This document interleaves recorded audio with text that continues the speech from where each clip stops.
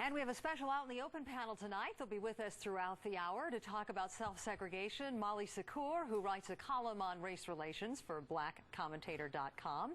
CNN contributor Roland Martin, Reverend Jesse Lee Peterson, founder and president of Brotherhood Organization for a New Destiny, and James Edwards, host of the Political Cesspool on WRL MAM radio in Memphis, Tennessee. Welcome all. Thank you. Good to be here, Paula. One of the most striking things about talking to these kids is the extent to which they downplayed the issue of race and why it is all the white kids sat together, the black kids and the Hispanics. Do you buy that? I don't. You know, a lot of white Americans are afraid to talk about race and morality concerning black Americans. But I was talking to black kids too. Yeah, they said the same thing. They said, we want to be around kids that have something in common with us. We're in schoolrooms with them all day long. Lunches are, you know, the you do find little bit of time that we have to relax. People tend to be comfortable with folks that they know, but when it comes to white and black, the white and black issue, most black Americans are racist and resentful of white Americans, and so they don't feel comfortable around white Americans. And instead of facing their racism, they say, well, it's the white man. White people are racist toward us, and white folks are fed up. They are afraid to speak up for fear of being called racist. They are now afraid to hang around with black Americans because of the fear of saying the wrong thing. So you're telling me these kids at this school, in this racially diverse city, are all racist? I'm not saying, or just the black kids? I'm not saying that they all are, but I am saying that most blacks are today, and we haven't dealt with the issue of racism from black Americans toward white folks, because blacks have been told that they can't be a racist by their quote-unquote leaders, and so racism within the hearts and minds of black folks concerning white Americans have not been dealt with. All right. Do you not like me? Do you not like James? Do you not like white people, Roland Martin? First of all, the nonsense that Reverend Peterson is spewing is ridiculous. Here's the reality. Folks live in areas where they live, so they go to school. You have an understanding of where you're simply from. I went to Texas A&M, and it was interesting when students from large cities would sit with students from large cities. Students from rural towns would sit with students from rural towns. Texas A&M was 86% white.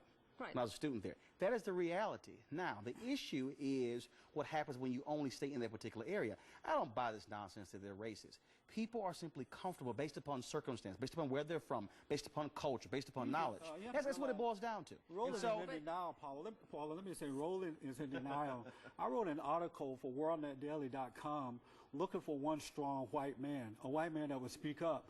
And I received truckloads of emails from white Americans who said that I am afraid to deal with black folks for fear of being called a racist. I got it from preachers and non-preachers alike. James. Paula, Reverend Peterson's absolutely right. As a white American, I think that what's portrayed throughout the controlled media is that self-segregation is something that we should apologize for, when in fact the exact opposite is true.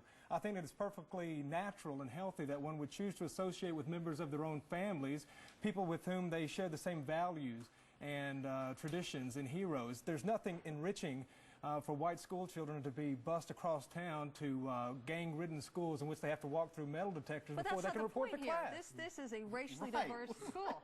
I mean, we're talking about a school that actually where they got rid of segregation years and years ago by federal mandate. The idea of white people are afraid to be called racist. First of all, we need to get over this whole thing of, am I a racist, am I not? The answer is yes. You cannot grow up in America and not be racist if you are white. Are you saying all white people are racist? I'm saying all white people start off being racist. That's insanity. You cannot. See, that's the type of stuff that's been taught to the kids. Could I finish, please? That's you ludicrous. cannot grow up in this culture without being racist. Once you accept the fact that you have inherited it, it's in the air. So do you agree with me that most blacks are racist to all whites today?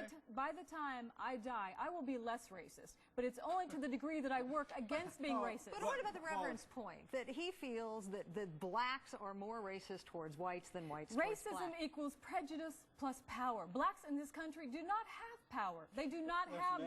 You don't have to have power.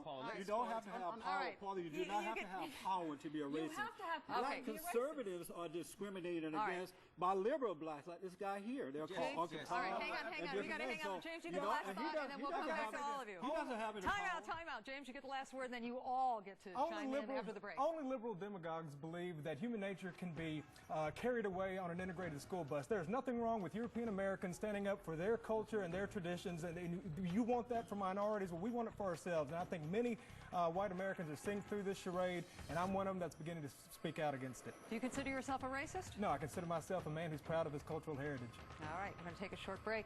Hold your thoughts, hold your fire. We've got a lot more to discuss here tonight.